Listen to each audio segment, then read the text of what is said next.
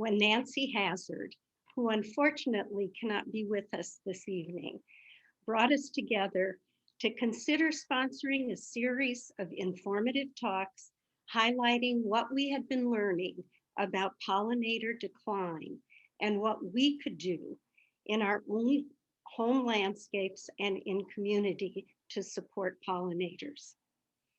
As time went on and more research became available, it became clear just how complex and interconnected all of nature is. To be sure, pollinators were still critical to the pollination of plants and the plants to the survival of the pollinators.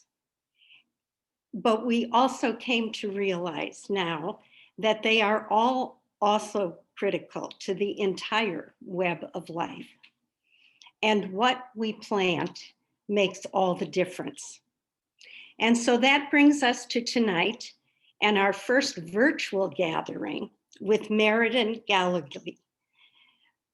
Following her talk, there will be time allotted for your questions, and then Elizabeth Erickson, another member of our team, will take us on a short virtual tour of the helpful links to information, plant lists, and resources that we personally have found to be so valuable.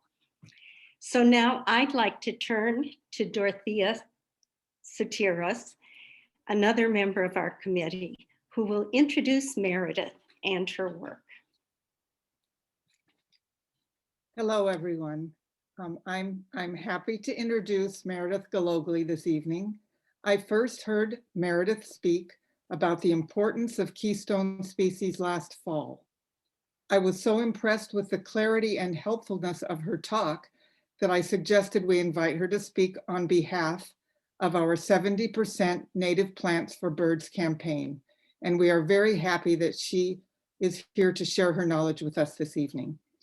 Meredith is manager of programs at Grow Native Massachusetts. Their mission is to inspire people to action on behalf of native plants and the diversity of life they support. Meredith is an avid and knowledgeable plant observer.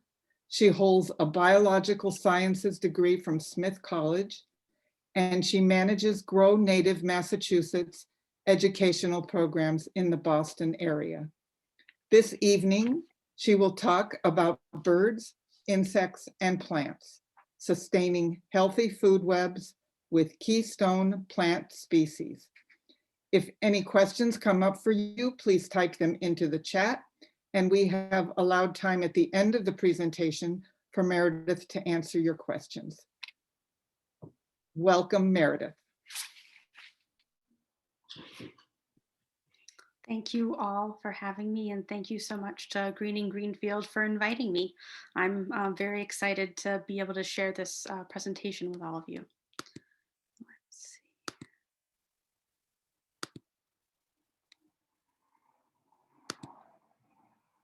All right, hopefully everyone is seeing my screen now.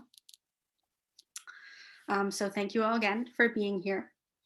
And as Dorothea mentioned, I'm going to be discussing the role that keystone plants play in sustaining our food webs, and particularly the food webs that are so vital in supporting our songbirds.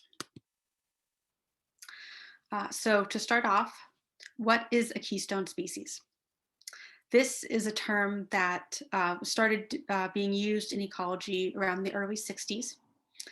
It was coined by a scientist called Robert Payne, who was famously doing research in tidal pools along the West Coast in Washington and Oregon.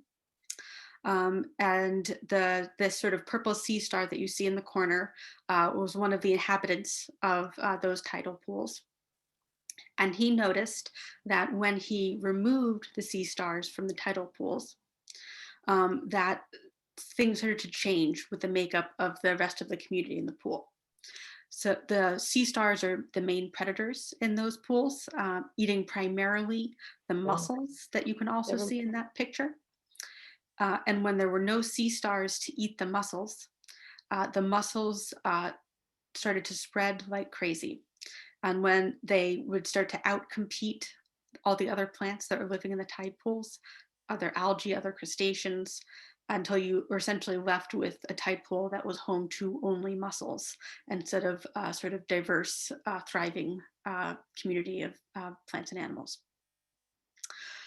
So he likened this to the keystone of a Roman arch, which is the large stone right in the middle of the arch that holds everything else up. If you remove the keystone, everything else starts to collapse.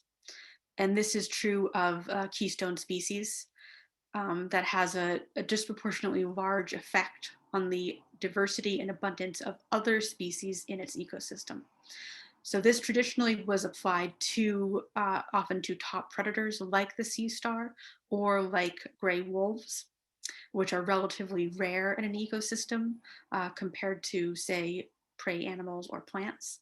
But more recently, the usage of the term has expanded to include other things like plants, including the mangroves in the lower left, which are ecosystem engineers in many tropical coastal communities that play a really critical role in sort of supporting many different ecosystems, including coral reefs, because they're sort of the nursery habitat for a lot of coral reef fish. They filter water and protect inland marsh communities and that sort of thing.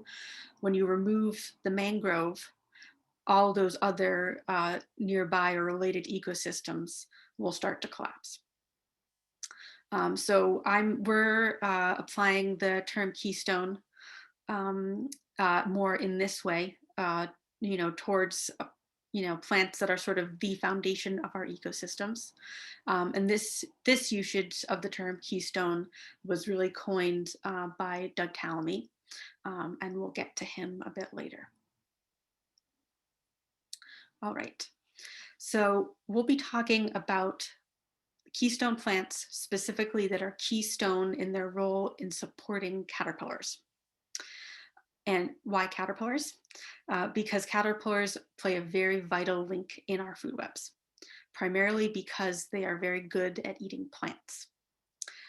So if we think about terrestrial ecosystems as a whole, on Earth, on land, green plants are our primary producers. They are the only organisms that are able to produce energy essentially from scratch through photosynthesis, combining carbon dioxide and water, using light energy into sugars and other carbohydrates. So everything else on land sort of gets their energy either directly from plants by eating them or by eating other things that are eating those plants. But of course, plants don't necessarily want to be eaten. And so because of that, they have developed lots of chemical defense mechanisms that make it so that most animals cannot eat most plants. Certain animals, particularly insects, particularly caterpillars, have evolved with these plants, to develop specializations that allow them to eat plants that contain chemicals that would kill many other insects or other animals that try to eat them.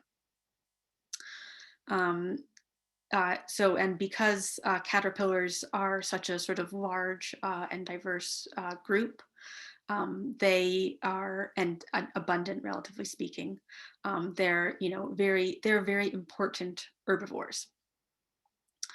They're particularly important to songbirds, sort of these secondary consumers here, because they are relatively large, they are soft, they are packed with protein and nutrients. So they're really good food. They're particularly good food when during breeding season.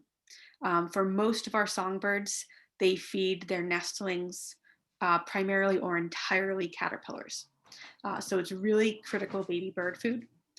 And, essentially, if the parent birds are unable to find enough caterpillars You know to where our feed their speakers young, are? the brood likely will not survive. And how many caterpillars the bird is able to access is primarily determined by what plants are in the surrounding area. So getting back to that aspect of caterpillars specializing in eating certain plants. One impact of this specialization is that some plant genera can be eaten by many more caterpillar species than other plant genera. And this graph you see here that there's very heavily skewed toward 3 herbaceous plant species at the top. Goldenrod, strawberries, and sunflowers can be eaten by many more caterpillar species than nearly all of the other herbaceous plants on the list.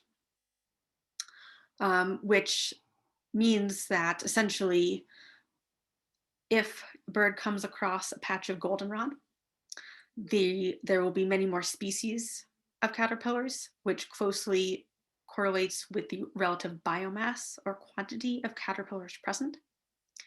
So going to a field of goldenrod or an oak tree is a bit like an all-you-can-eat buffet. There's a lot of different things, and there's a lot there. But when you're in a landscape that doesn't have any keystone species or has very few, the caterpillars are a lot harder to find, and there's a lot fewer of them. So this essentially determination is the result of research done by Doug Tallamy and Desiree Narango that are well summarized in Doug Tallamy's book, Nature's Best Hope. And they write, a landscape without keystone genera will support 70 to 75% fewer caterpillar species than a landscape with keystone genera, even though the keystone-less landscape may contain 95% of the native plant genera in the area. So essentially, if you don't have keystone plants in an ecosystem, that ecosystem is going to have a very hard time supporting caterpillar populations, and therefore a very hard time supporting songbird populations. And this is what we have done as we modify our human landscapes. We're removing native plants, including the many native plants that are keystone species, and leaving caterpillars and birds with a desert full of things that they cannot eat. All right, so my inspiration originally for giving this talk was my first investigation of this native plant finder tool from the National Wildlife Foundation. So at the end of Bringing Nature Home, Doug Tallamy's book, where he essentially coins this usage of keystone plants, he directs everyone who's reading it to go find use the native plant finder, put in their zip code, and find the list of native plants in their area, the keystone plants in their area that they should use. So I did that, and because that's what I like to do, I put it all on a spreadsheet and I made a list. And I started to notice some things. First of all, when you're looking near the top of the list, it's a lot of trees and they're woody species. In So fact, you can't hear them or they can't hear you. They muted. In fact, you have to go down nearly to number 20 on the list before you find your first herbaceous species, which are the goldenrods. And then you go through 11 more woody genera before you get to your next herbaceous species, which is strawberry. Another thing that I noticed was that quite a lot of these trees listed as keystone plants for caterpillars don't have big showy flowers. They're primarily wind pollinated, which means that they're not being visited by other insect pollinators. Which begs to question, what about pollinators in this discussion of keystone plants?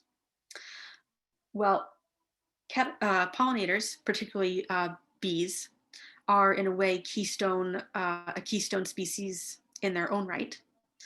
because they play a very critical role in sustaining ecosystems by essentially facilitating the sexual reproduction of plants. And as many of us are coming to realize, when bees, particularly native bees, start to disappear from our ecosystems, that is another thing that could potentially lead to ecosystem collapse. So some of the keystone plant species that support caterpillars also do a very good job of supporting pollinator species. Willows, for example, bloom very early in the spring and are a very important nectar and pollen resource for early emerging insects, including bumblebees.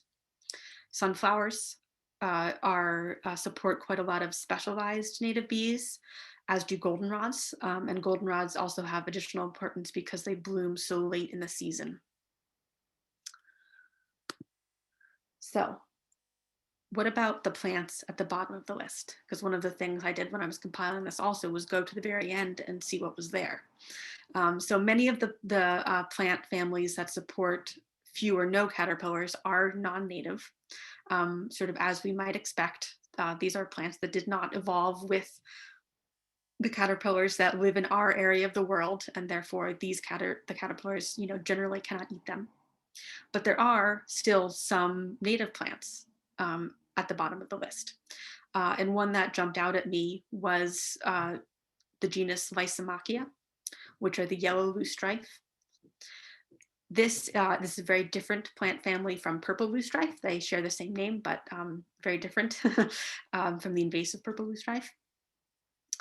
So the genus Lysomachia only supports 2 caterpillar species.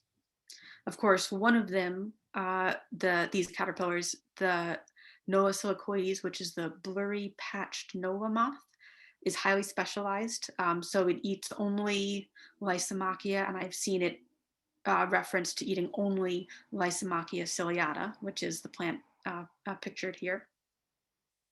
So it's not important to that many caterpillars, but it's very important to Noah silicoides. The other interesting thing that these yellow loosestrifes do is that they produce floral oil, which is one of the rewards that some flowers produce. And in this case, they're producing it instead of nectar.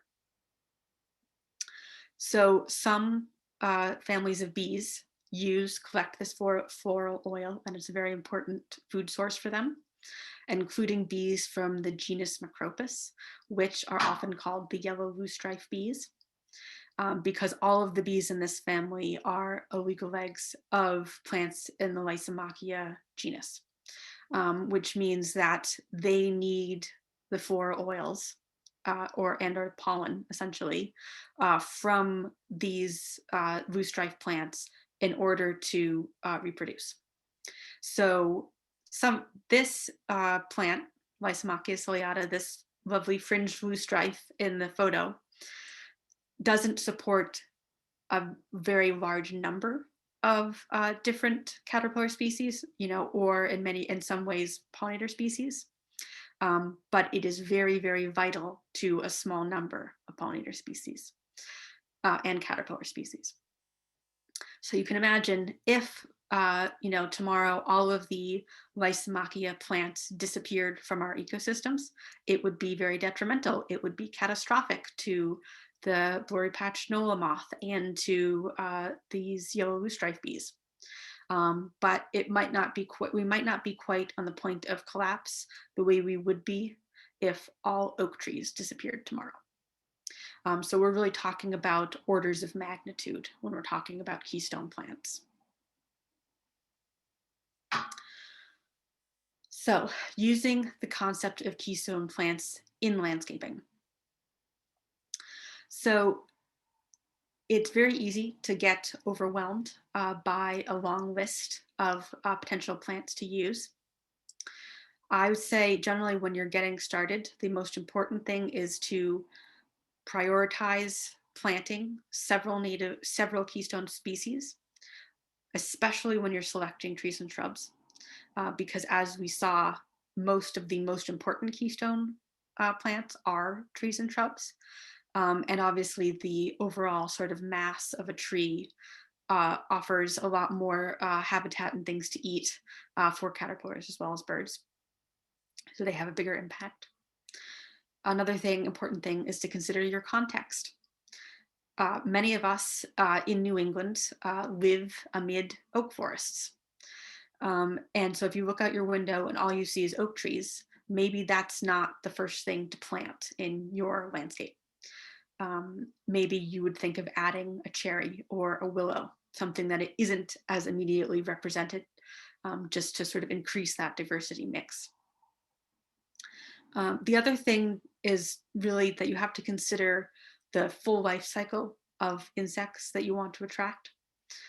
So this lovely photo I have of Pin Oak Way, you'd see these oak trees, the most valuable species in terms of supporting caterpillars, but they're planted on a lawn, which is clearly regularly mowed.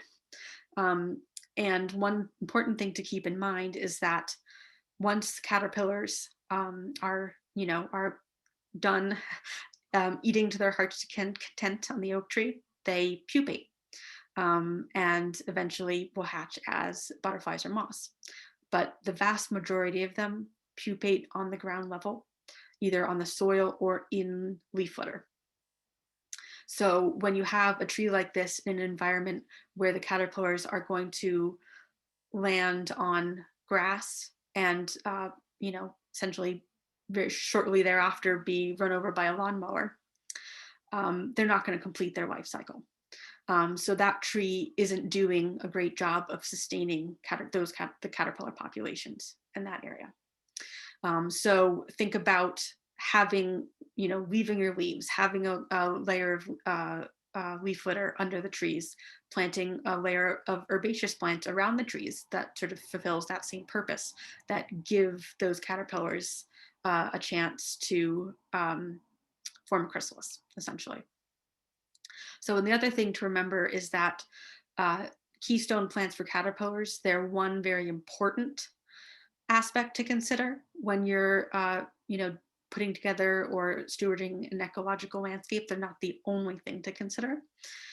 For pollinators, there's other aspects to consider as well, including things like full season bloom, to make sure that the pollinators have food all year round.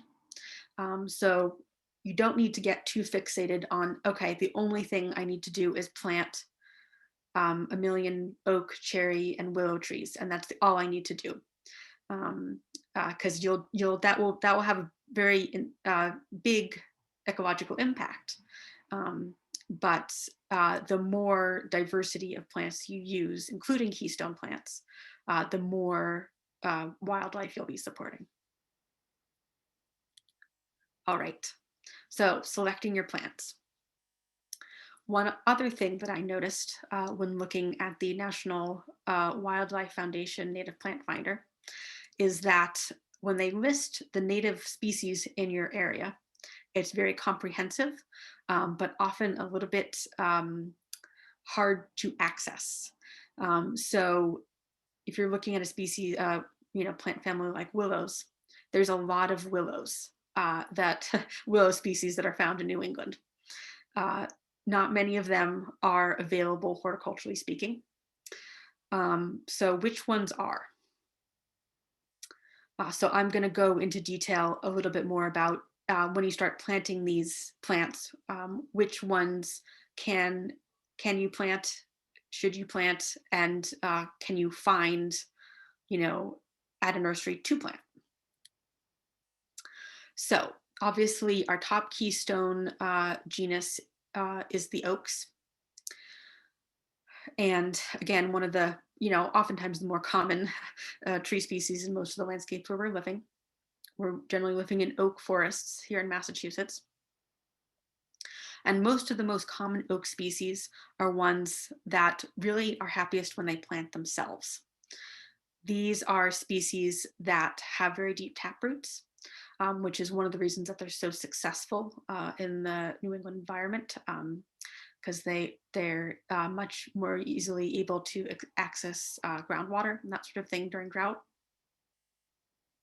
But it also means that they don't like to grow in pots, and they don't like to be dug up and replanted. which is what we do in our landscaping industry. And if any of you have ever tried to pull up an oak seedling, you'll sort of understand what I mean. The very first thing that acorn does when it sprouts is send down that taproot and lock it down.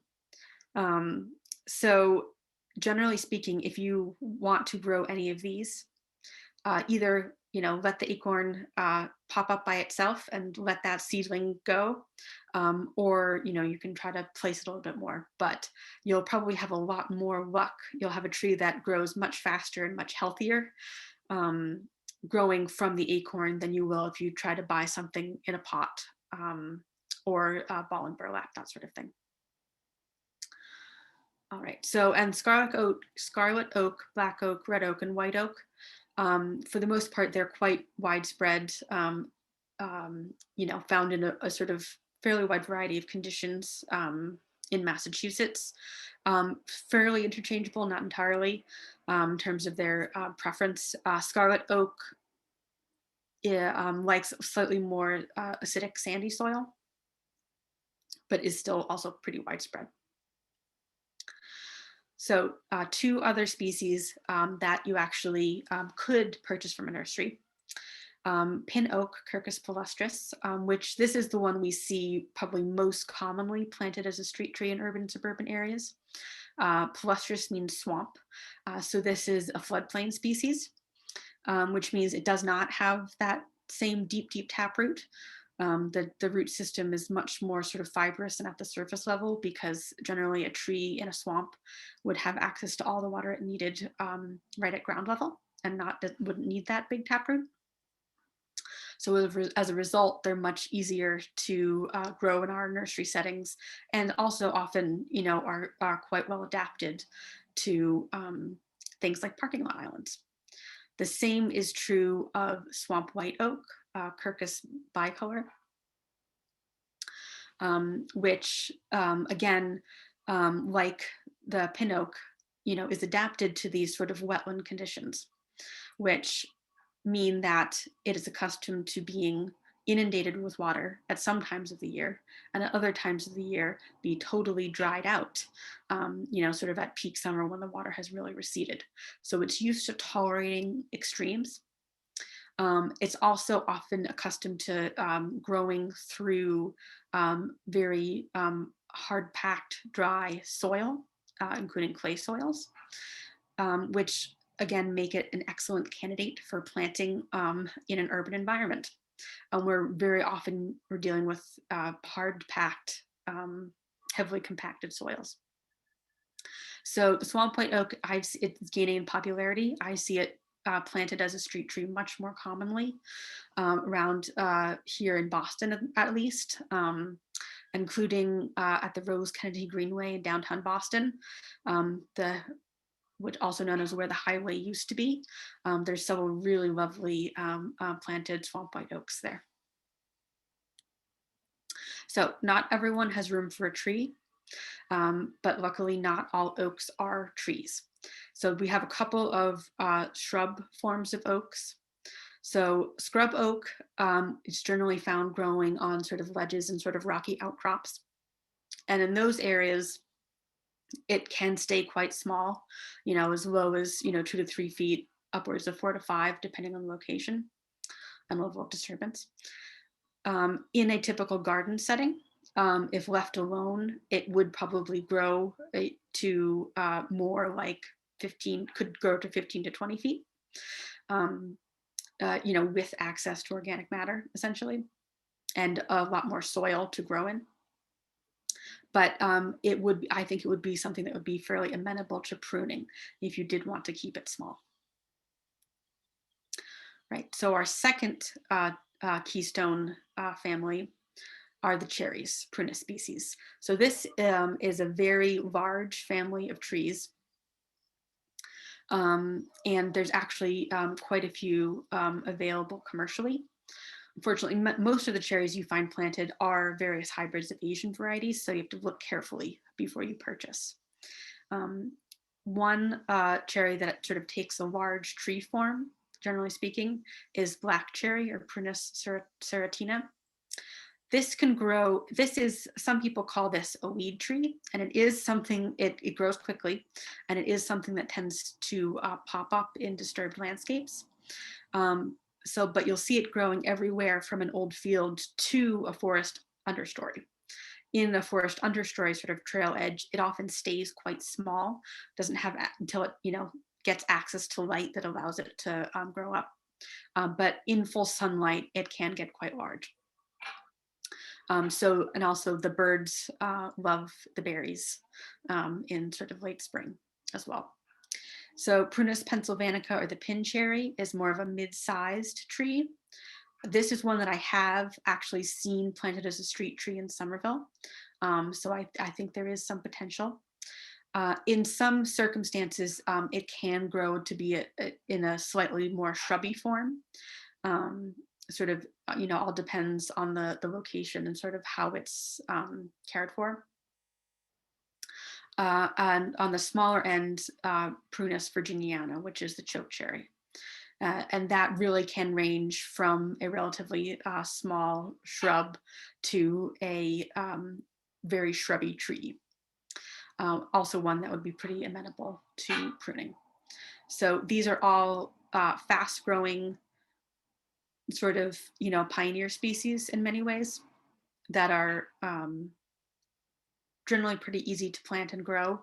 They all have these lovely white flowers early in the spring, and then produce sort of black to red berries later in the spring.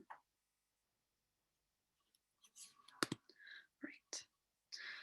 So again, for thinking about smaller landscapes, for those who don't have room for a tree, the creeping sand cherry, which is Prunus pumila var depressa, is one that has,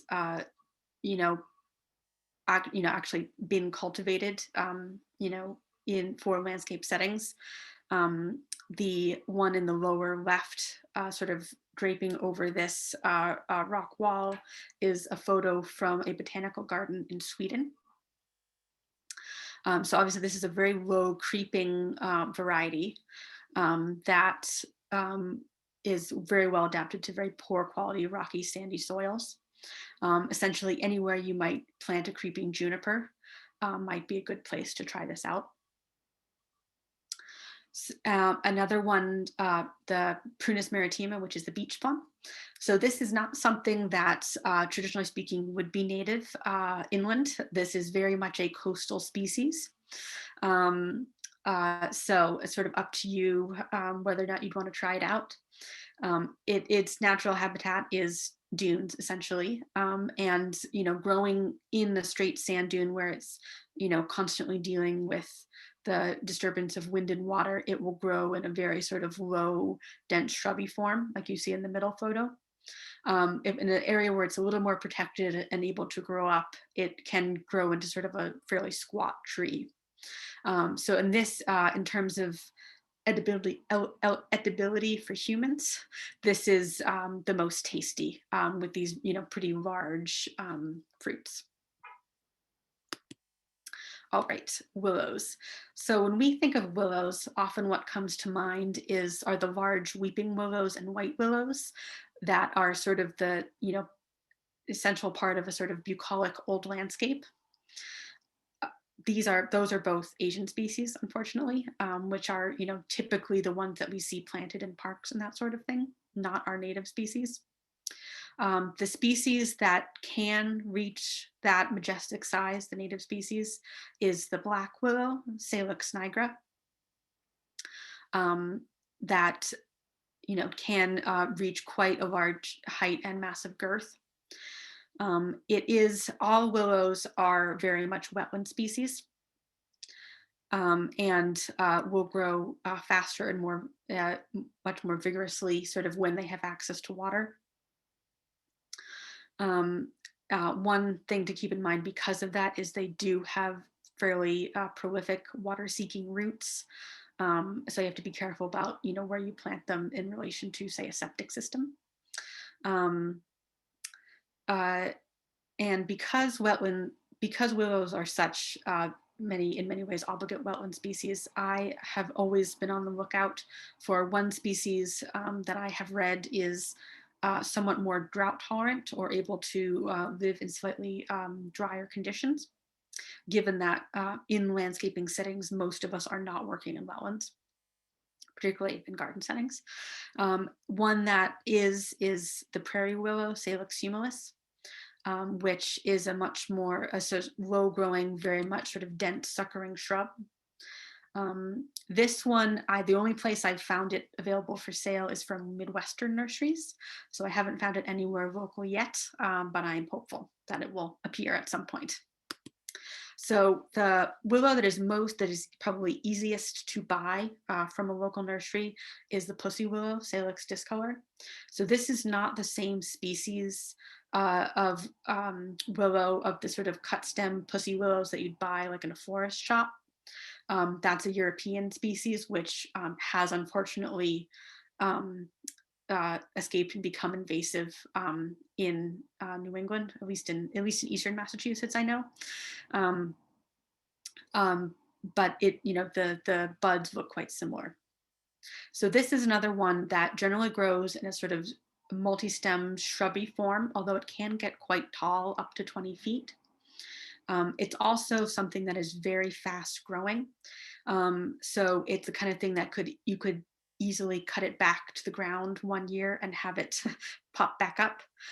So really best used in sort of where you need a sort of a dense screen or that sort of thing, where you can happily just, let it fill in and sucker happily. And again, this one is very important early blooming species for a lot of bumblebees. So birches are the number 4 top family.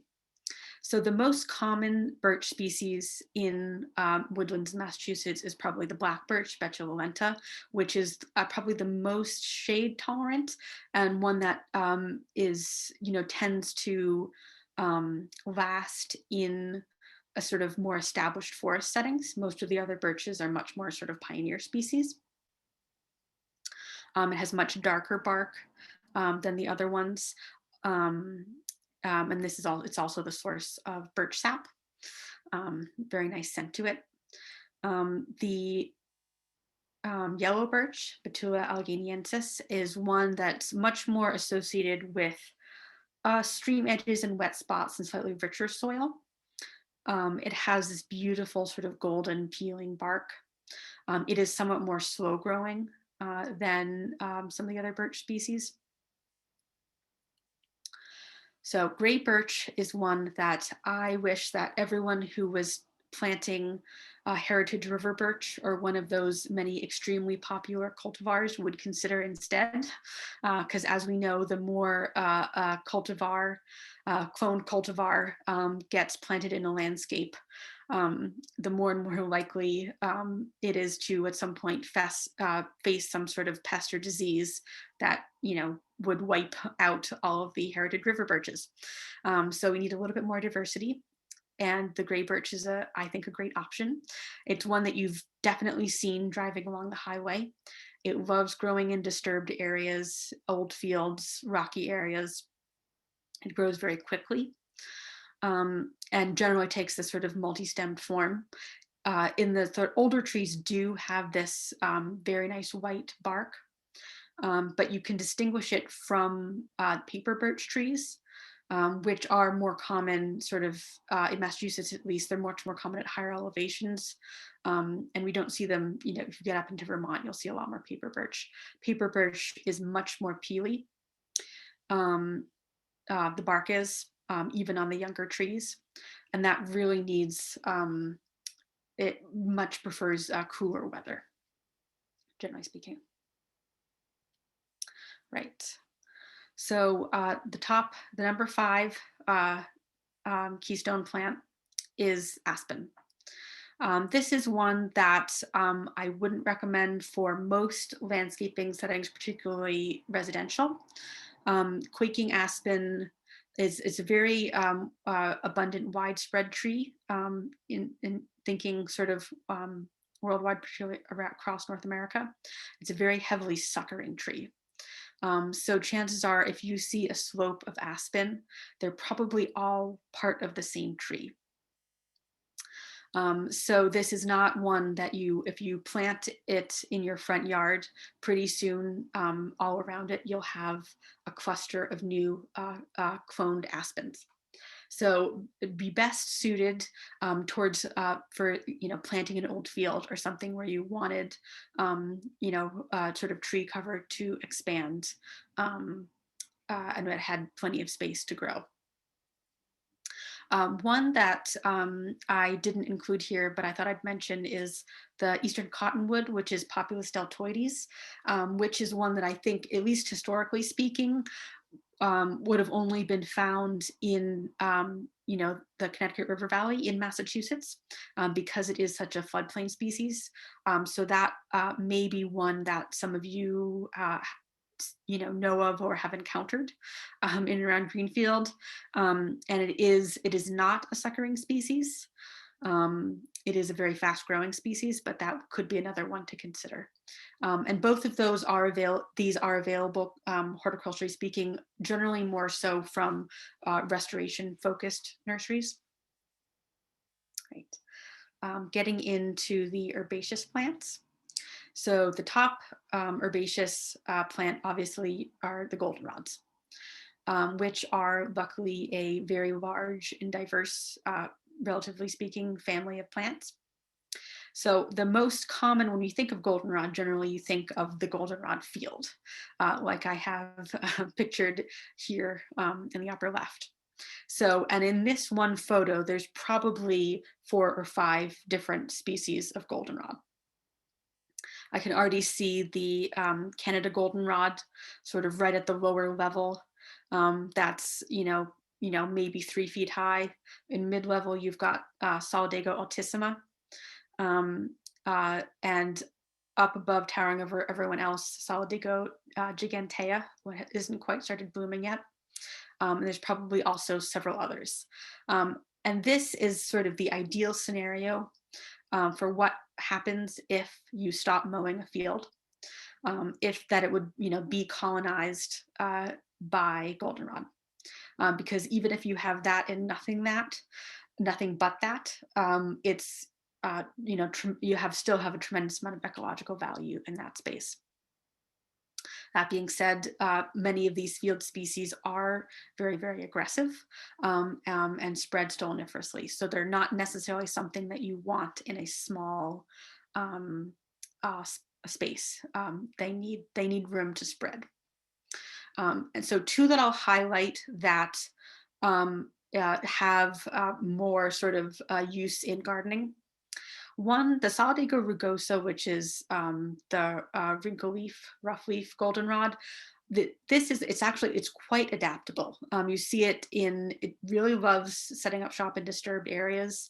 You see it along trail edges. So it's somewhat more shade tolerant than many of these field species. So it can take a little bit of shade, full sun, wet, dry, good soil, bad soil. I've seen it everywhere. And it is one of the most commonly available that I see types of goldenrod, say at a garden center, is a cultivar of Solidago rugosa called Fireworks, which does in fact have inflorescences that look very much like a bursting firework. The Fireworks goldenrod is supposed to be less aggressive than the wild type. I would always take that with a grain of salt, and if you're going to plant that, make sure you have give it plenty of space to spread a bit. Another one is gray goldenrod, Solidago nemoralis. This is one that you very often see growing out of gravel. And when it's growing out of gravel, it's this adorable little 8-foot tall little mini goldenrod. So excellent if you have a tough space. It'd be hard to plant, but if you got some seed down, you might be able to get some. Word to the wise, of course, if you plant it in soil that has a little bit more organic matter, it will grow to be 2 or 3 feet and probably be a bit more aggressive than it would be in very, very poor conditions. But on the whole, it's one of the sort of smaller, more compact species that could work in a landscape where you didn't have as much space or couldn't have a plant that got quite as tall as, these 7 to 8 footers in the field. Right. So there are also goldenrods that love shade in woodlands. The first one here is Solidago cassia, is called blue stem goldenrod or wreath goldenrod. And blue stem, you can see very often they have this sort of light blue gray cast to the stems. And they bloom axially all along the stem here, which is a very different pattern than most other goldenrods. These are very common in woodlands across Massachusetts and pretty adaptable to a lot of different settings. They wouldn't love deep shade, but high canopy shade, dappled shade, they do quite well. And this is starting to become more available. I know that our major perennial supplier for our annual plant sale has just added this to their catalog, which makes me very excited. So another one, zigzag goldenrod, which has a very unusual leaf form. The leaf looks a lot more like an aster leaf than typical goldenrod leaf. So you could easily be confused until it bloomed. This is one that is more common in woodlands with slightly richer soil, and would be very good for use as a ground cover. More so, the blue stem goldenrod is very clumping. So it generally, if it's going to spread, it will spread around more by seed. So if you give it a lot of moisture, some moisture and a little bit of richer soil, it will seed itself around. Whereas the Solidago flexicalis, plant it, having in mind that it will probably slowly, fill in to become a ground cover over a certain area. All right. So species for sand and gravel. The Solidago puberula is another one that is becoming somewhat more available. It's a wand goldenrod. This is one that you can find growing in fields and in rocky outcrops or open woodlands. It's generally on the whole much smaller, generally 1 foot to 2 feet, with this really lovely shape. Also very clumping. It's not going to spread around stoloniferously, so it'd be much more well behaved in a garden setting, and quite adaptable as well. So Solidago odora, which is the sweet goldenrod or the licorice scented goldenrod, really likes sandy soil. So you often see it, on the edges of trail edges and that sort of thing. So it can take a little bit of shade, not very much. But one thing I have found that planted in context with, for example, other meadow plants that are a little bit more aggressive, it can get a bit swamped. And if you plant it in soil that has a little bit of organic matter, a little bit richer soil, it tends to just flop over. It'll still persist, it'll be there, but you won't get quite the same form, and it can get a little bit lost in the shuffle. If you plant it in sand, it would seed itself around very happily, and that would be, it would be very most successful in that environment. So another one, seaside goldenrod. This is another one that, historically speaking, would have been confined, this would only be in dunes, in sort of beach areas. Of course, by creating our networks of roads and highways, we have inadvertently created, beach-like, very harsh conditions for it, all over the place. And so I've heard a botanist refer to a seaside goldenrod subtype mass pike, because it has traveled, basically from the coast in Eastern Mass all the way inland, following along the highway. And when you see it growing, for example, in the highway or cracks in the pavement, it looks like a relatively small, compact, sedate species. But you have to remember, if you give it any organic matter, it will respond to that and can grow to be a bit of a monster. The one that I have pictured here was actually cut down mid-season in June, which kept it to a height of about 2 feet. Otherwise, it would be 5 feet and sort of flopping over in every direction. And the seaside goldenrod is nice in that it doesn't start blooming until late October.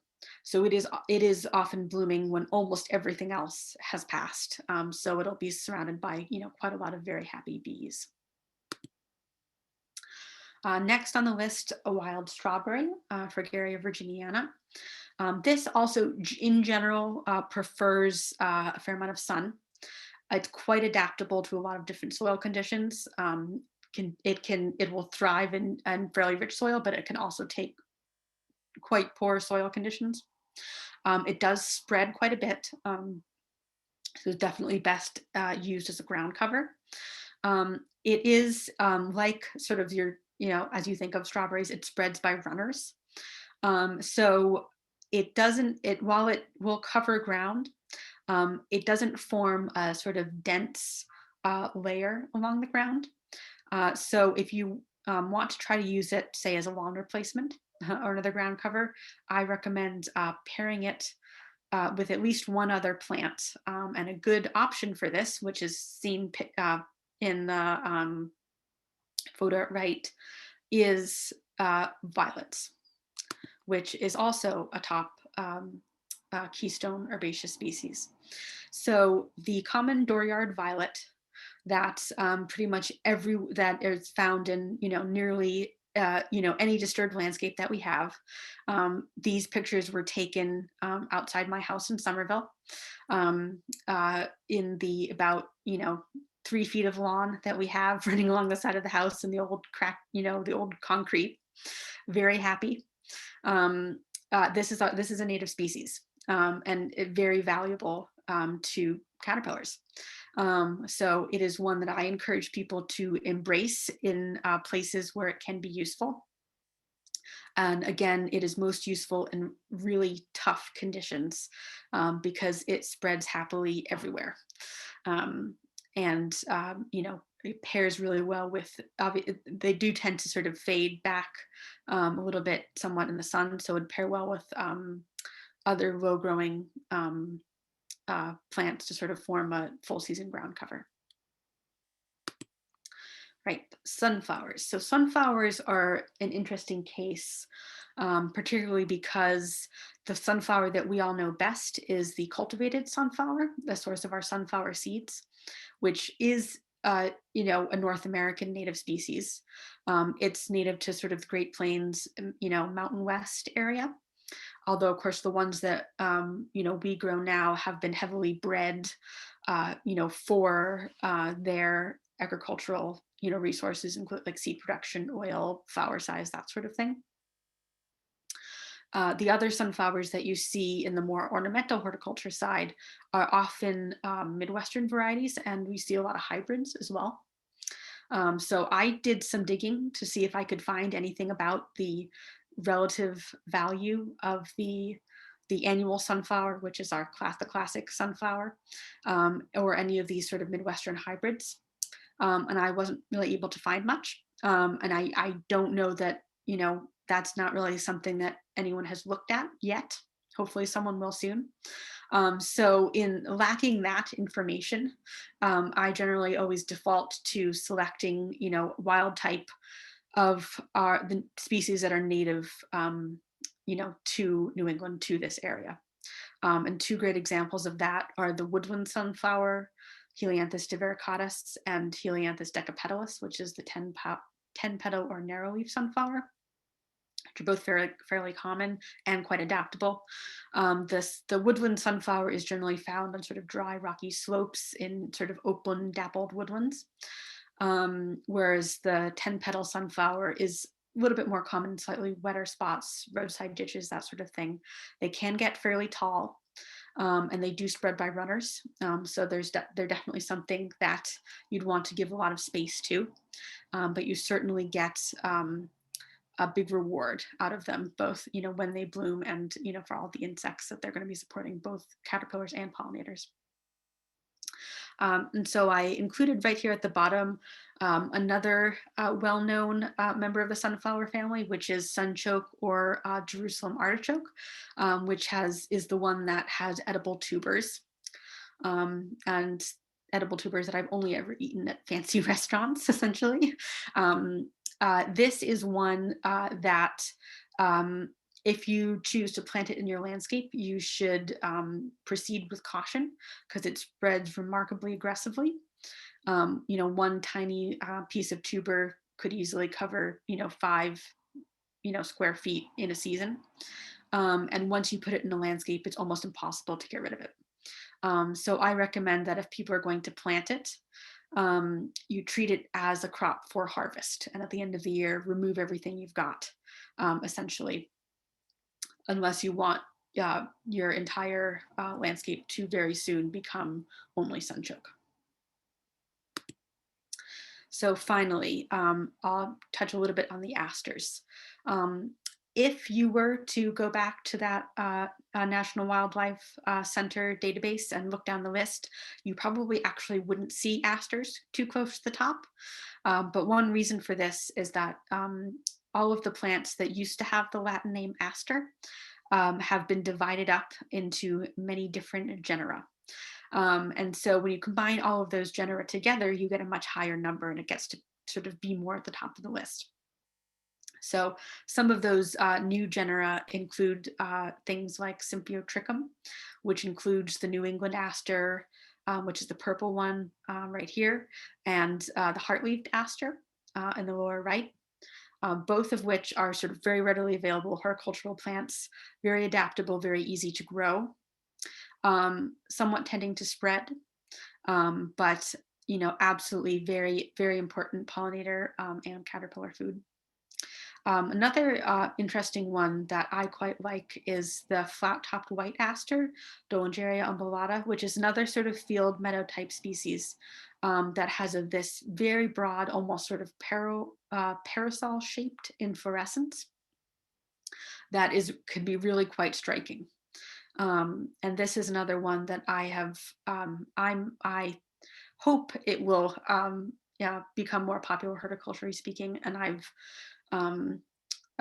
we're working to get it custom grown for our plant sale with Grow Native for this spring to get people excited about it. Right, and as ever, there's many, many, many more. We could go on. Blueberries, maples, hickories, pines, geraniums, boneset, rose mallow. There's so many wonderful plants to choose from that that could fall under the Keystone umbrella. And I have put together a handout, which I will send to everyone at Green and Greenfield to share with you, that goes into more detail about the landscaping uses for plants in many of these other families, so that you can dig a little deeper if you'd like to do that. I encourage you to check out some of the resources that I referenced when I was putting together this talk. On our website, grownativemass.org, we have several resource pages, including one recommending books. Obviously, Native Trees for North American Landscapes is a great resource since so many of the top Keystone species are trees. And Doug Tallamy's first book, Bringing Nature Home, which was actually written before he started using the term Keystone to describe the plants that he was talking about. But he does do a really nice both sort of explanation of the important connections between plants, caterpillars, and birds, and of all the different plant families as well. So again, all the resources that we list on our website, including many plant lists. We link to many great garden plant finder tools as well. And we have nurseries and seed sources page to look up where you can find all of these plants. So thank you so much. I hope I didn't go over time, but I'd love to take some of your questions.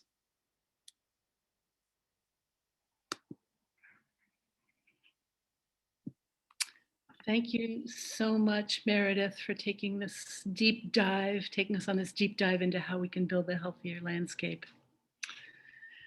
And thank you all for your participation. We'd like to take the next 20 minutes to address any questions that you have. So please put them in the chat box and we will address the questions that we've got.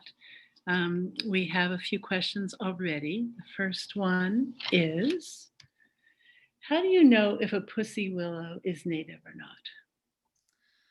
So that is tricky. Willows are very, very hard to identify because they really like hybridizing. Even the native species really like hybridizing, so it can be hard to tell.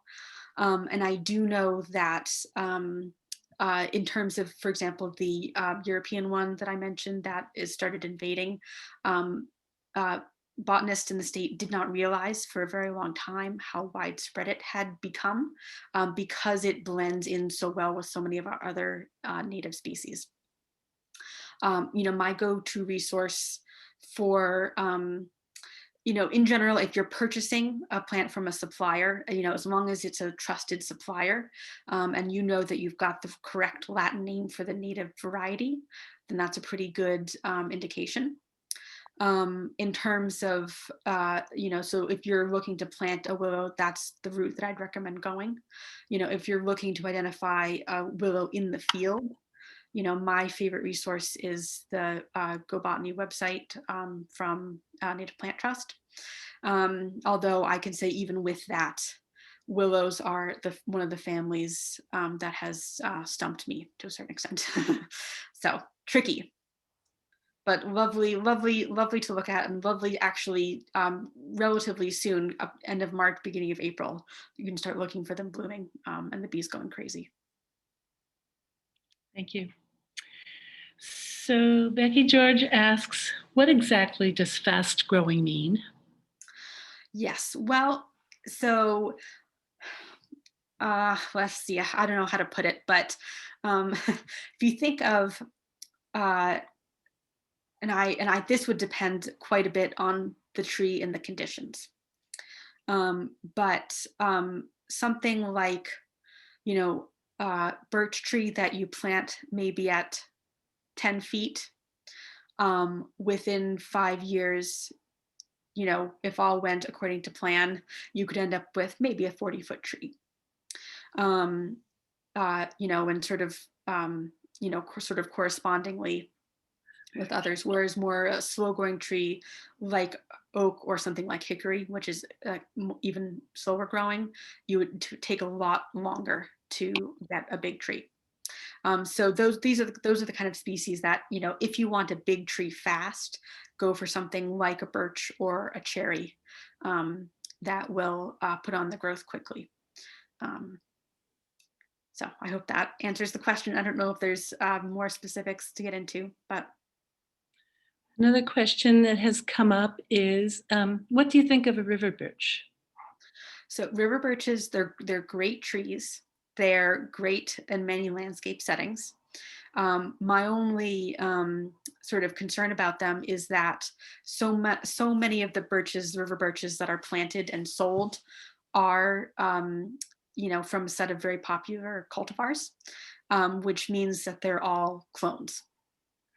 And, being clones, they're all much more susceptible, to disease or, sort of pest threat.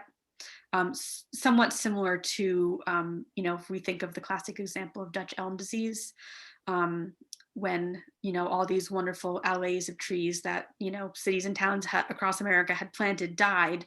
One of the big reasons behind that was because in general, people were planting clones of trees, which are very easy to grow in a nursery setting. And you get a, very, you get the same sort of the same product over and over again. So it's very standardized in the way we like, the things that we purchase to be, but it makes them a lot more susceptible to those sorts of pests. So if I think if you're going to go for a river birch, look to see if you can find, a wild type or a seed grown plant.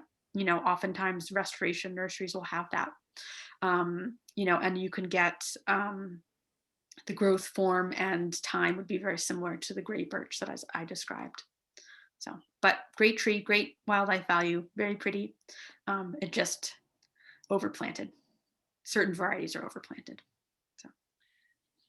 So here's another question. What do you think about witch hazel? Witch hazel, lovely understory plant. And that's sort of an interesting one because it's not, I don't think it's super, super high on the Keystone list in terms of caterpillars that it supports. But I think it would be one that would fall similar to the fringed loosestrife that I mentioned, that likely has some very specific adaptations with certain insects due to its sort of November bloom time. So I recently wrote an article about this for our newsletter, which I think is up on our website. Just because something doesn't host a lot of caterpillars doesn't mean that it's not adding something to the landscape. It could, it might be adding something very important for a very specific insect. Witch hazel can also, is also just a very important sort of part of the understory canopy in a lot of our forests as well. And as understory canopy, which is another, key habitat for different kinds of birds as well. So we have a couple of questions about shrubs. What do you think about beautyberry? Beautyberry. So that is not one of the ones that is high on the Keystone list.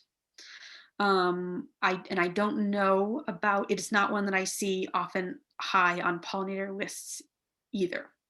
So that would be one that I would say, it doesn't mean that it doesn't have it. I'm not familiar with it as having particularly high ecological value. Doesn't mean you can't plant it. It just means plant that and then plant a couple of other things that have really high ecological value, and you'll be having a lot of impact. And we have another question about what plants, or shrubs would you suggest for a hot, sunny area? Ooh, okay, so there's lots of great options. One could be the shrub oak that I mentioned, scrub oak, Quercus ilicifolia. Sweet fern, which is a shrub, not a fern, despite its name, is another great one that is adapted to really, sandy, adapted to very poor soil, I would say. And something like bayberry as well, which is another one that it's more common as a coastal plant. I don't actually know if it's found as far inland as the Pioneer Valley, but that's a good look that up before you plant it. I'm not sure, but that's another one that I've seen do very well in sort of the parking lot island scenario. Another one to look at would be chokeberry, which is a different species of Aronia, which I think can be quite tough and quite adaptable as well. So we have a couple of questions, Meredith, about planting in areas where you're trying to get rid of some invasive plants. Yes. One is about particularly Japanese knotweed. What would you plant in the area where you're working hard to get rid of your Japanese knotweed? So that is a very tough one because I am not aware of anything, with a very possible exception of Phragmites, that would be able to outcompete Japanese knotweed. It's a monster in its own right, and it doesn't have, unlike all of these native species that are that have all these insects eating them. Japanese knotweed doesn't have any of that, which on the other hand means that it doesn't have any, essentially, predators, and no one is eating it, which is another, advantage that it gets. So I can't say that I could pick anything that would, if you planted it in an area where you'd manually removed Japanese knotweed, that if you came back in 2 years, you'd just have Japanese knotweed and nothing else, because it's just too tough. If you have been able to, have the Japanese knotweed, professionally removed in some way, particularly like, using chemicals or other sort of more heavy mechanical options, then, I think there's a lot of great options. One thing that I think of is jewelweed, which is a sort of very quick, it's an annual plant that's a really fast colonizer of sort of the kind of wetland areas that you would generally see Japanese knotweed, sort of have established itself. And it's one thing that I have seen actually come in after Japanese knotweed was removed, by a sort of restoration ecologist. So it's because it will cover an area really, really quickly. And that would sort of be the first succession. So wave of succession, essentially. You could think about cattails. I don't know that they'd compete with knotweed, and they wouldn't necessarily live in the exact parallel environment. But that is another sort of wetland plant that is very, very aggressive. So. A similar question, do you have any suggestions for plants that can help crowd out bittersweet once you've dug out as many roots as you can? So that is very tough. And that is something that I know we are familiar with at Grow Native with projects that we have worked on where we're planting in areas that were previously consumed with bittersweet. And that is tough because I've seen, even in very dense meadow plantings, very successful dense meadow plantings, it's amazing how it just shoots up and winds itself around, these plants. So that's another one where having, I would say, put in, if this is in a sunny area, put in as aggressive goldenrods and all the sort of toughest things you can think of. It won't necessarily outcompete. The bittersweet will still come. But those are the ones that will sort of have more of a fighting chance. With things like bittersweet, with the worst invasives, it's not a 2-year or even a 3-year battle. It's kind of an always battle. And you have to get good at identifying what the seedlings look like so you can get them early. In another setting, for example, like a meadow types planting where you could mow on a regular basis, that would be another way of sort of, trying to tame the woody plants. But my observation has been, only to a certain extent. Well, this is a question that kind of dovetails with that. Question is, what are you recommending to control increasing number of invasives if you want to allow a lawn to grow into a native area? Say that again. What are your recommendations Mm-hmm. when you want to turn a lawn into a native area? Yep. And so if you're thinking of, if you sort of want to let your lawn grow wild, if you think about the things that will pop up there, if you just let whatever wants to come up, you'll get, it depends a lot on your area, but you'll probably get a fairly high percentage of non-native species. So that is something to keep in mind. I mean, my perspective is, if you want to start off with a all native landscape right from the bat, you're probably better off doing some planting or seeding rather than just letting the lawn naturalize. Because the thing is, generally speaking, our lawns are made up of, cool season, mostly European grasses. Most of our native wildflowers, are not adapted to growing with, cool season mat forming grasses. So it's hard for all but the very toughest things like goldenrod. Goldenrod is one of the ones that will come in on its own to get themselves established. You know, you kind of, because your base layer is sort of something that is, you know, not of our traditional plant community. If you really want to go, you know, end up with a landscape that is more native, you have to bring in more of those yourself and do more to sort of edit your starting foundation, if that makes sense.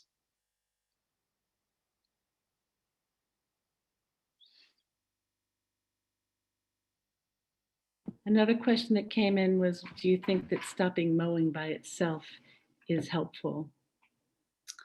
I think it could be. It would certainly, you know, even a sort of old field, you know, because our classic, you know, if you stop mowing a lawn, you stop mowing a field. Generally, the predominant species that come in will be, you know, sort of European forage grasses, and other things like chicory and Queen Anne's lace, which are also European. Which, no, they don't have no ecological value. They do have some ecological value. You know, there will be, you know, you'll have an insect population that's living there. You probably have fireflies coming back and that sort of thing. They just don't have, they're not the same sort of impact as you would if you had, you know, more native species in the mix. So I think it's definitely a step up from the lawn, but you're probably not at the point of having a sort of ecosystem that could really sustain a larger ecosystem in the whole. Like, you're not going to be able to, if you know, let your lawn go and, you know, it fills with primarily non-native species, as it generally will, you're not at the point of having habitat that's going to sustain, you know, baby bird family or something like that. It's an improvement, but it's not, you haven't had the most magnitude of impact as you could if you were more deliberate about, you know, installing native plants or fostering native plants. So. One quick question is Daucus carota native? Oh yeah, so that is Queen Anne's lace or wild carrot. It is not. That's a Eurasian species that we forget is not native because it's been here for, well, it's, you know, it's probably been here for a couple hundred years. And it is because it's evolved growing with the cool season European sort of mat forming grasses. It's really good at growing sort of in the base of our lawns and our hayfields and that sort of thing. So that's one of the reasons it's so widespread. It does have some ecological value. I think I'm forgetting, there's a swallowtail butterfly that loves all things in the carrot family and the one that you often see if you grow parsley or that sort of thing. So it does have some ecological value. It just, if you're order of magnitude comparing that, you know, with an aster, a native aster, or a sunflower, or, you know, geranium, or a whole list of other things, it's just much smaller in terms of the order of magnitude. And if you have, all you have is Queen Anne's lace in your field, you're supporting just a very small slice of biodiversity, not really an ecosystem. Another couple of questions. Do hay-scented ferns that take over have any value at all? That's interesting. I think, and I don't know specifically with hay-scented fern, in terms of, I think they may have, I'd have to see if they have any caterpillars that eat them. I'm not sure. They may have a couple. Some fern species are, you know, very, very valuable habitat. There's actually some ferns that birds will use aspects of in their nest building. I would say anytime you have a monoculture, or most times when you have a monoculture, it's generally not as ecologically valuable. In sort of natural areas, wild spaces, anywhere you see a sort of blanket of hay-scented fern, I associate that with deer overpopulation, because generally the deer, and this is, we're sort of dealing now in our forests with a somewhat a sort of lack of the keystone predator type situation where, you know, deer don't like hay-scented fern, so if they've come through and eaten everything else off the forest floor, the hay-scented fern is free to go wild. So that's sort of an indication of an ecosystem that's not doing terribly well. Some landscapers love hay-scented fern just because it is incredibly aggressive and can fill a really huge area and look very nice very fast. But I wouldn't necessarily say that a huge monoculture of hay-scented fern, it's gonna, you know, it might be better, it's gonna be better than bare mulch, certainly, in terms of habitat, but it's a lower order of magnitude than a more diverse landscape. And last. Another question, and probably our last one. Could you suggest other native ground covers in addition to violets and strawberries? Okay. So there's several different species of phlox, which can be quite good, including, you know, the classic, the sort of moss phlox that is so popular. You know, it's not native to New England, but it is, there are native varieties further south. There's also creeping phlox, like Phlox stolonifera. And again, sort of not native specifically in Massachusetts, but, you know, just a bit south of here they are. I'm a big fan of the golden groundsels, Pachyra aurea, they're also called golden ragwort. There's 2 different species. Those, you know, form a very nice, fairly dense ground cover. Some of them can be, one of them, specifically the Pachyra aurea, can be a bit aggressive. But it does a really good job of covering an area, and they have really nice sort of lovely yellow flowers early in the spring. And this would be in a sort of somewhat more sunny setting. In a more woodland setting, well, a lot of ferns can make quite nice ground covers.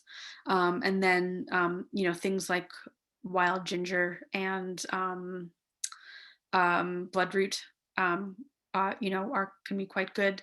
Another one that, well, I'm a big fan of that is not available, generally speaking, or it's hard to find horticulturally, is Cecil bellwort or marybells, which you see in the woods quite a bit around here, which is sort of part of the broader lily family. As Canada Mayflower also can be a really, really lovely woodland ground cover. That is, you can buy that at Garden in the Woods, I know.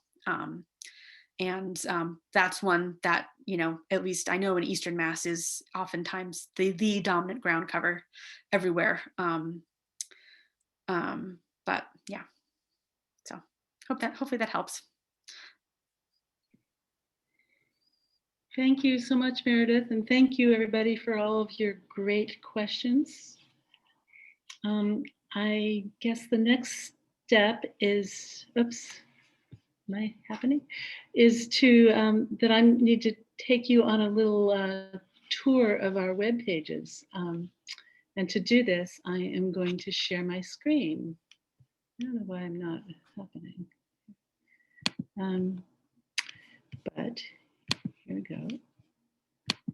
So Greening Greenfield webpage. Can you all see this?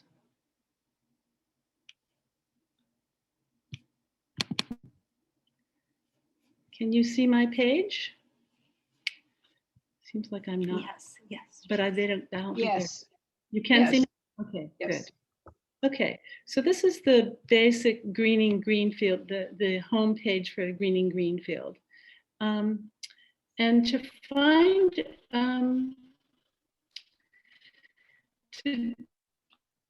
we hope you'll take, I'm going to go through very briefly. There's a lot we've packed into these pages, and I hope you'll take the time to explore these pages in lots of detail on your own. But to start with, you go to the Greening Greenfield homepage, and if you go down after the top pictures, you'll see a block here that says pollinator campaigns. with the white butterfly and the black flower, the dark flower. You click on that, and it goes to the campaign that was run, I guess it was 2 years ago now, since we didn't have one last year. And What You Plant in Your Yard and Community is our current campaign. And opening that box up takes you to what we call our landing page. And that has some information about Desiree's Narango's research. And down here we have a lot of actions. You scroll down to the resources that we have compiled. A good place to start exploring is on what we call the Why page.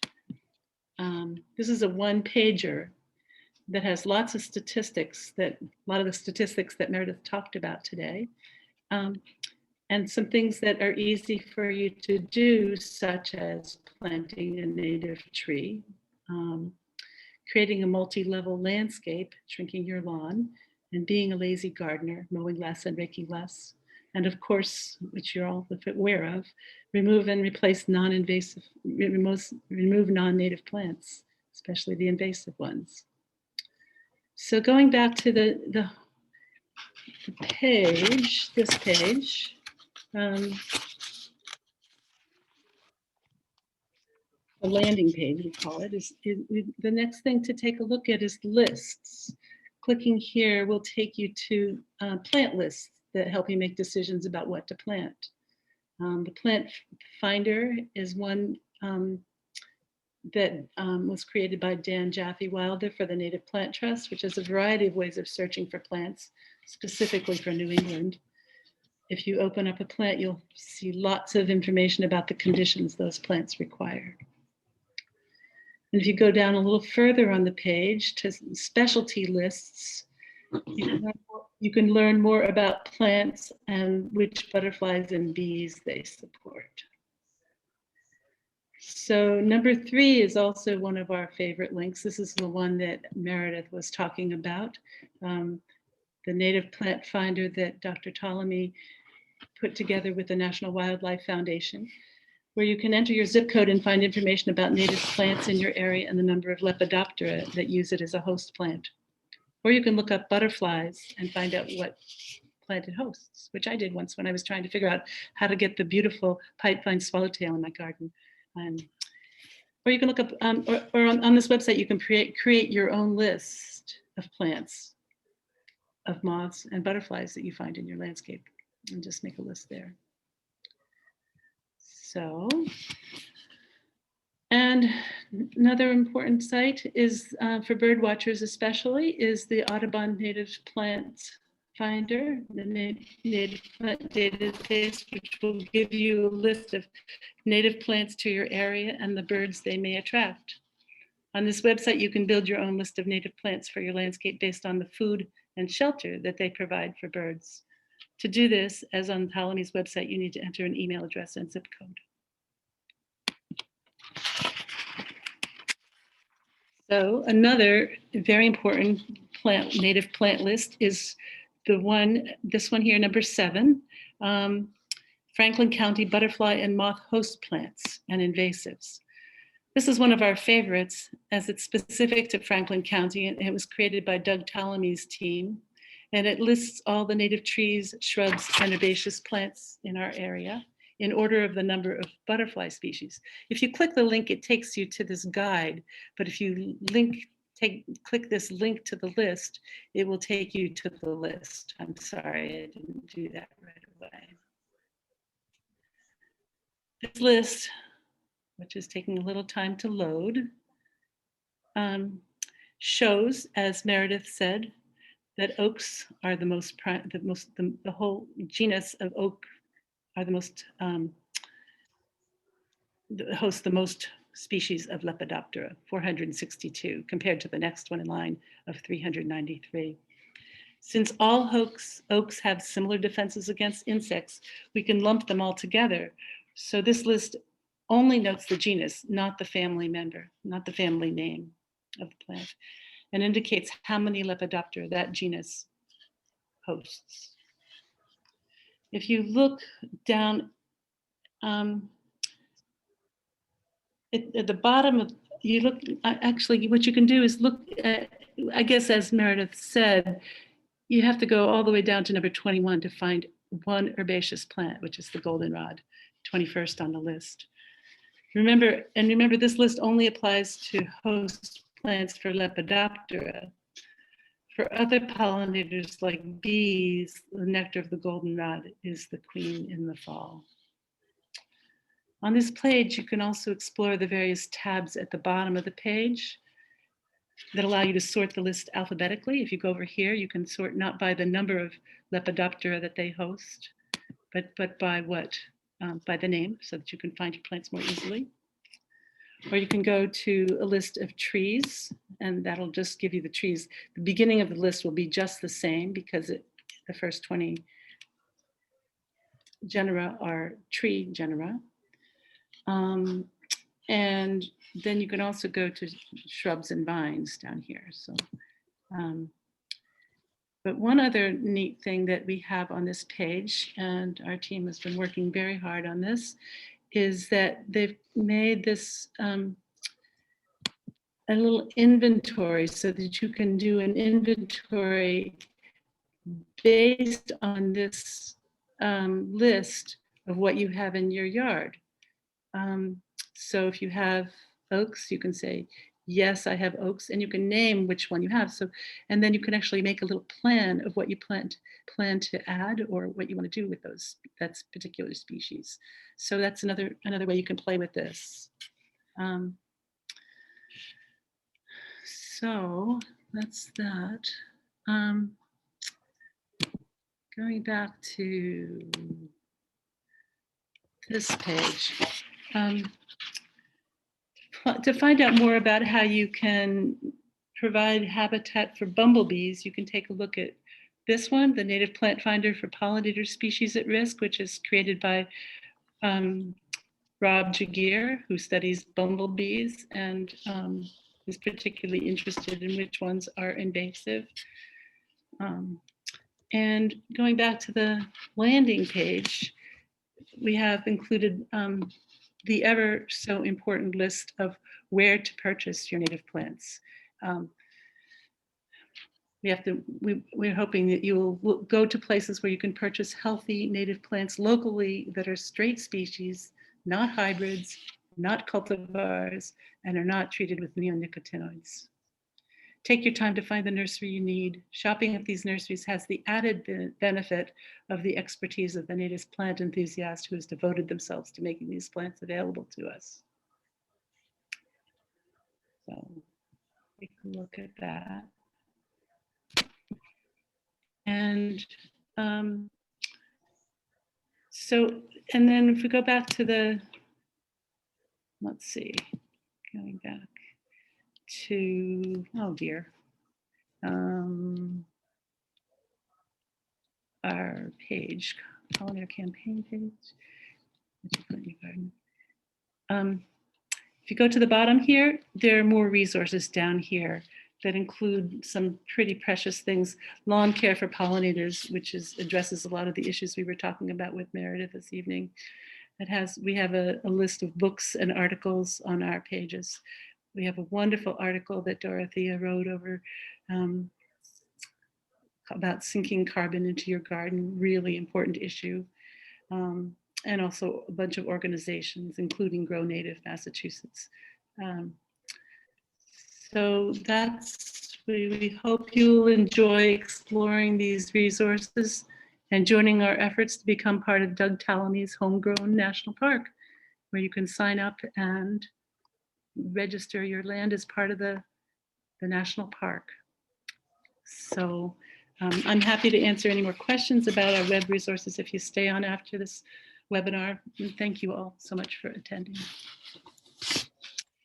And I do hope that you've enjoyed this evening and that the information that's been shared will both inspire you to look more closely at your own particular private outdoor spaces and And I know that many of you have already been doing that, and hopefully this will just help you to continue to transform your spaces into healthy ecosystems that are not only healthy for the critters, but also beautiful places for you to live. We will be following up with one email that will include the handouts that Meredith had mentioned. And also will give you an opportunity to evaluate tonight's programming and to give us suggestions of what you're still looking for. And we really do listen to that and have used those suggestions to create our next offering. And so we really do hope you will take just a little time to fill that in. Again, thank you so much, Meredith, and thank you all for being with us. Thank you. Great. Thank you so much for having me.